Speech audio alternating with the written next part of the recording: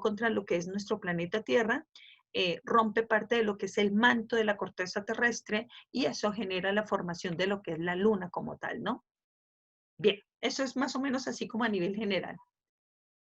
Bien, vamos aquí a este puntico entonces, ¿cómo se creó la atmósfera? Entonces, como les explicaba, teníamos nosotros como esa atmósfera primitiva que estaba formada por muchísimos gases, vapor de agua y esos gases que se acumularon aquí a nivel de la superficie terrestre. Luego el planeta empieza a bajar la temperatura, el agua se condensa y la lluvia empieza a formar lo que son los océanos, se forma el nitrógeno, el dióxido de carbono. Bien, y aquí tenemos donde aparecen esas bacterias, las cianobacterias que les decía, que realizan el proceso de la fotosíntesis y generan el oxígeno. Y aquí cuando ya tenemos esa otra atmósfera terrestre que es muy rica en oxígeno, y tenemos ya la formación de la capa de ozono, que es la que nos ayuda a bloquear lo que son las radiaciones solares, ¿no? Entonces, aquí es una explicación como general de eso. Vuelve y juega, mírenla acá. La primera, la segunda atmósfera, la primera etapa en el planeta Tierra, con la atmósfera primitiva, la segunda atmósfera terrestre. Luego tenemos aquí cuando empieza las grandes lluvias como tal. Bien. Luego entonces la formación de las pequeñas bacterias y algas. Y finalmente hablamos de la última etapa, cuando ya tenemos la atmósfera terrestre y la formación de los organismos como tal. Pero eso lo vamos a ver más adelante en la parte de la evolución de los seres vivos como tal, ¿no? Aquí hay algo particular también que es importante destacar y es cómo la Tierra como tal, si yo hablo de una molécula orgánica como tal, como una molécula orgánica a través de esos rayos, vuelve y juega, piensen en la molécula como materia y los rayos como la energía, como arranca el universo, ¿no? Materia y energía. Y esos rayos como inciden en esas moléculas y automáticamente, ¡pum!, les dan vida. Eso nos lo plantea Alexander Oparin. Alexander Oparin empieza a estudiar a nivel de Rusia y allá prácticamente sus maestros le decían, ok, tenemos carbohidratos, tenemos el carbón como tal, ¿no? Y de un momento a otro del carbón aparece la vida. Y Oparin decía, pero ¿cómo así? O sea, ¿pero por qué aparece la vida, no? Y nadie le podía explicar. Entonces, Oparin era muy inquieto y empieza a averiguar, Alexander Oparin empieza a averiguar, averiguar. Y entonces él dice, bueno, pues yo pienso que puede ser por las descargas eléctricas. Alexander Oparin es el que propone esa teoría, ¿no? Y se la presenta a sus maestros y ellos les dicen, pues sí, como interesante, como muy bueno el aporte suyo, pero en realidad no le creen, ¿no? Sin embargo, más adelante, que lo vamos a ver luego, otro científico hace pruebas a nivel, empieza a experimentar a nivel de laboratorio y resulta que cuando él empieza a experimentar esa famosísima sopa orgánica y genera descargas eléctricas sobre esa sopa orgánica, tratando de representar lo que ocurría en esa tierra al comienzo, él trata de recrearlo, obtiene unos pequeños microorganismos a nivel de este experimento que hizo. Y ahí es cuando se da por válida la teoría de Oparin como tal, frente a lo que es el origen de la vida. Entonces, es algo muy particular porque aquí empezamos nosotros a entender que miren, el origen de nosotros, todos los seres vivos, inicialmente cuando arrancamos dentro de este planeta Tierra, fuimos unas bacterias, organismos unicelulares a partir de acá. Y estos organismos unicelulares más adelante empezaron a evolucionar, como lo dijo alguna de sus compañeras, y generó lo que nosotros conocemos ahorita como organismos pluricelulares. Muy bien. Listo. ¿Alguna pregunta hasta acá, por favor? Les voy a compartir un video relacionado con esto. Regálenme aquí un segundito. Vamos a revisarlo. Regálenme acá un segundito. Y vamos a hablar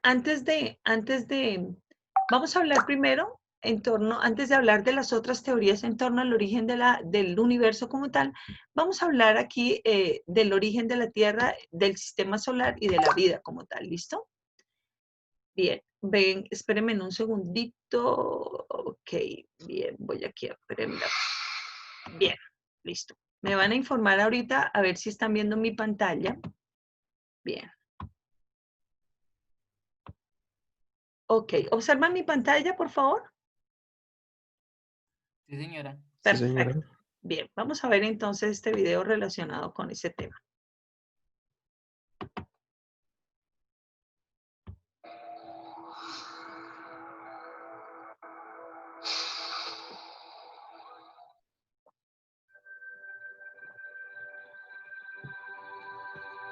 Saludos internautas. Hace unos 4.600 millones de años existía una nube molecular en uno de los brazos espirales de la Vía Láctea, llamado Brazo de Orión. Las nubes moleculares son inmensas acumulaciones de gas y polvo a muy baja temperatura. Su masa puede rondar algunos millones de masas solares y su diámetro puede ser de cientos de años luz. Esta es una de tantas que viajan por los brazos espirales. Pero esta vez, nos llama la atención por lo que ocurrirá a continuación. En aquella época, esa nube que contenía hidrógeno, algo de helio y polvo, vagaba por el espacio igual que otras nubes en muchos otros lugares de la galaxia.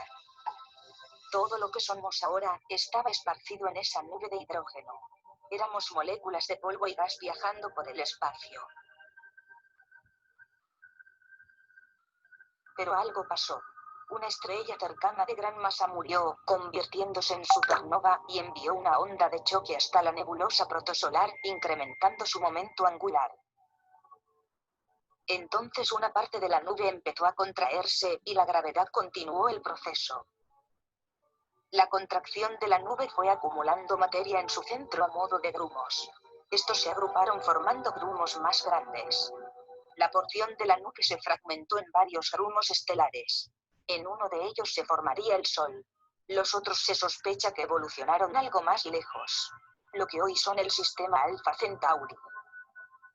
El embrión que contenía al Sol era como un huevo de material llamado protosol. A su alrededor giraba un disco de gas y polvo, por efecto de la contracción, que se fue aplanando incrementando su rotación y gravedad. A medida que ganaba más material se iba calentando.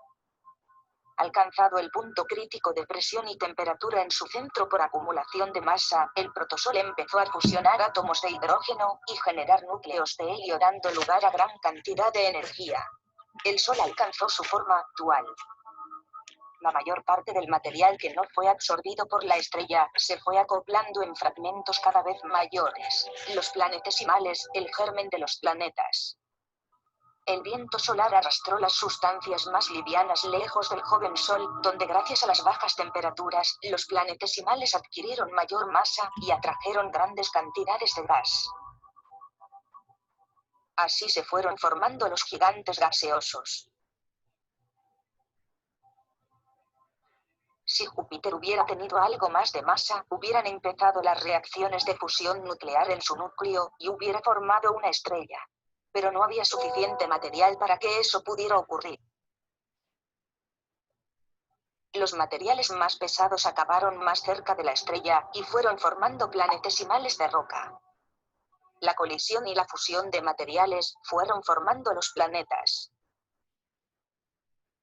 Se cree que este es el proceso habitual de la formación de planetas en estrellas lejanas, sobre todo en estrellas que tienen alta metalicidad.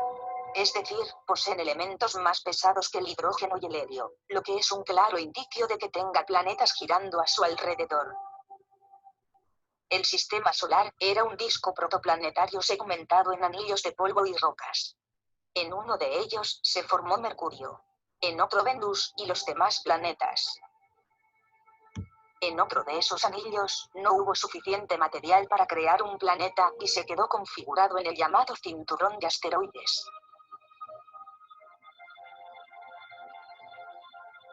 Otros cuerpos helados tampoco pudieron formar planetas grandes. Así que asteroides y cometas producto de colisiones anteriores adquirieron órbitas más excéntricas y formaron el cinturón de Kuiper. En el anillo más exterior se creó la nube de Oort, un remanente del disco protoplanetario a casi un año luz del Sol con billones de cuerpos helados. Algunos cometas de largo periodo proceden de esta nube. Fueron los restos de materiales en la formación del sistema solar. Por eso es tan importante el estudio de los cometas. El sistema solar era un caos, lleno de colisiones. Una historia de violencia que duró decenas de millones de años. Algunos planetas con suficiente masa fueron capturados por los de mayor masa. La mayoría por los planetas gigantes. Así fueron añadiéndose docenas de lunas.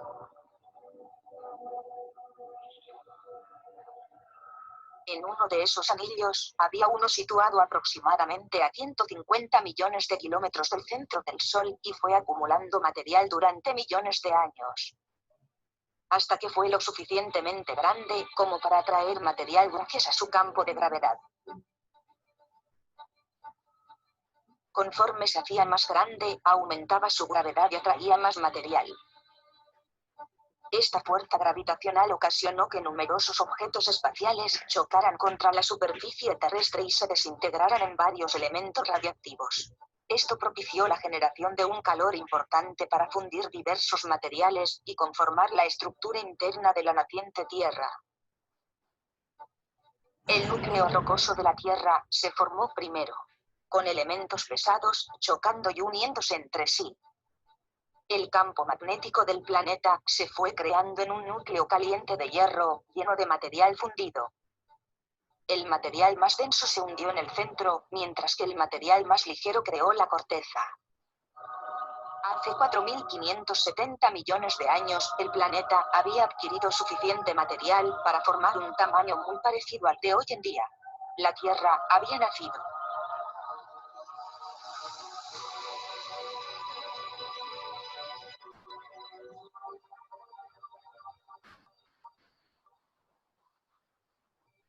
Pero la Tierra aún era una masa incandescente. Las capas exteriores empezaron a solidificarse. El calor procedente del interior las fundía de nuevo. Finalmente, la temperatura bajó lo suficiente como para permitir la formación de una corteza terrestre estable. Al principio la Tierra no tenía atmósfera, y por eso recibía muchos impactos de meteoritos. La actividad volcánica era intensa, lo que motivaba que grandes masas de lava candente saliesen al exterior y aumentasen gradualmente el espesor de la corteza al enfriarse y solidificarse. Esta actividad de los volcanes generó una gran cantidad de gases que acabaron formando una capa sobre la corteza. Su composición era muy distinta de la actual. Su gravedad le permitió retener gases como el vapor de agua, el dióxido de carbono y el azufre. Sin embargo, su campo gravitatorio no pudo retener gases más ligeros como el hidrógeno y helio. Los planetas gaseosos con su potente campo gravitatorio pudieron atrapar esos gases nobles con gruesas atmósferas y elevadas presiones. Gran cantidad de meteoritos golpearon la superficie del joven planeta Tierra, dando lugar a una importante actividad volcánica. Hace 4.527 millones de años, la Tierra sufrió un impacto muy fuerte de un planeta del tamaño de Marte, llamado Theia, que expulsó piezas del joven manto de nuestro planeta en el espacio.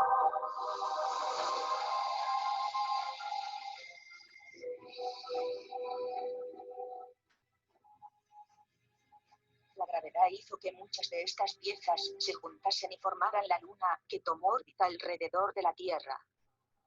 Una luna que se llenó de impactos, pero que no pudo retener una atmósfera debido a su débil gravedad, dando lugar a un astro muerto orbitando la Tierra. El gran impacto provocó en la joven Tierra un flujo del manto debajo de la corteza que llevó a la creación de las placas tectónicas. El movimiento de las grandes placas de roca en la superficie de la Tierra, junto con las colisiones y fricciones, dieron lugar a montañas y volcanes que comenzaron a arrojar más gases a la atmósfera. La Tierra tiene una rápida rotación. El día terrestre dura 6 horas. Pero con el tiempo, esa rápida rotación irá disminuyendo y la Luna alejándose cada vez más.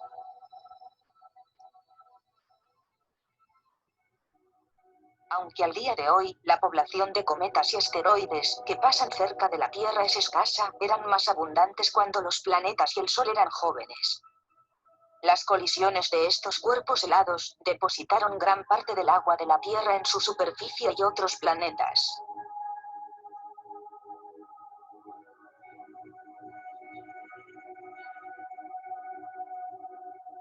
El origen del agua que forma nuestros cuerpos y que bebemos todos los días vinieron de los cometas.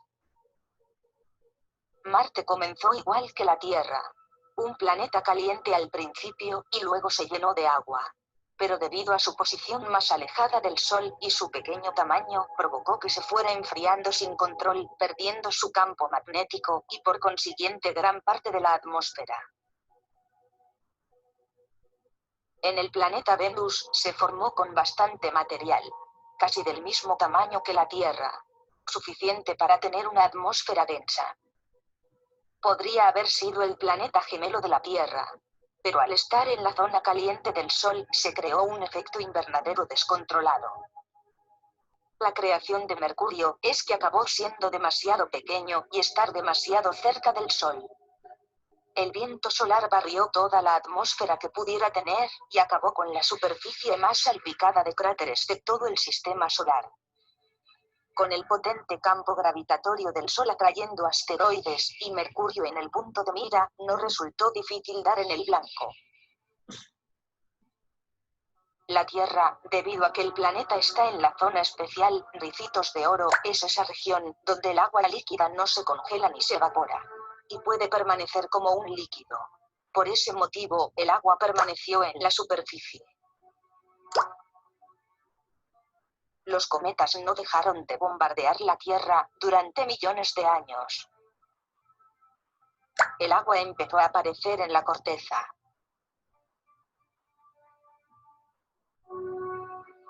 Hace 4.000 millones de años, la Tierra se va enfriando. El día terrestre dura 15 horas. Cuando la atmósfera comenzó a condensarse, se formó la lluvia. Se creó una atmósfera de nitrógeno y dióxido de carbono. Asteroides y cometas llenos de material orgánico siguieron golpeando la Tierra durante millones de años. Hace unos 3.800 millones de años, muchos cometas y asteroides llevaban componentes orgánicos esenciales para crear moléculas complejas. Una parte de nosotros estaba en estos cuerpos, pero no éramos más que materia orgánica y otros elementos químicos. A bordo de estas gigantescas rocas, viajamos hacia la joven Tierra. Ahora ya sabéis que nuestro origen probablemente es extraterrestre. Los elementos de los cometas se fueron mezclando con el agua de los océanos aún calientes de la Tierra, formando un caldo químico. Y se fueron combinando para formar proteínas, ácidos nucleicos y otras moléculas en una compleja secuencia de reacciones químicas. Así fueron evolucionando en complejidad hasta que hubo un día que una molécula pudo hacer copias de sí misma. Hace 3.500 millones de años aparecieron las bacterias fotosintéticas que empezaron a liberar oxígeno, dando lugar a la vida marina, formando el ozono y bloqueando las radiaciones dañinas, permitiendo que la vida terrestre pudiera evolucionar. Después de millones de años de evolución, se desarrollaron grandes organismos como los animales que vivían gracias al oxígeno. La última etapa fue la de la atmósfera actual, formada por el 78% de nitrógeno y por el 21% de oxígeno. Así es como nació la Tierra y el sistema solar. La formación de la Tierra fue el producto de una serie de numerosos pasos, perfectamente calculados, para que la vida hiciera su aparición.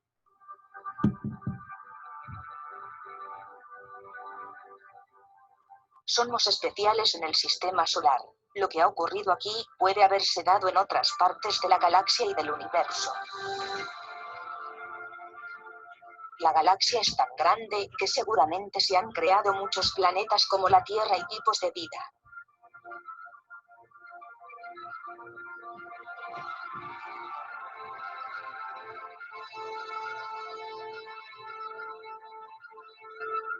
Es increíble lo que pueden llegar a formar los átomos de una nube de hidrógeno, después de millones de años de evolución.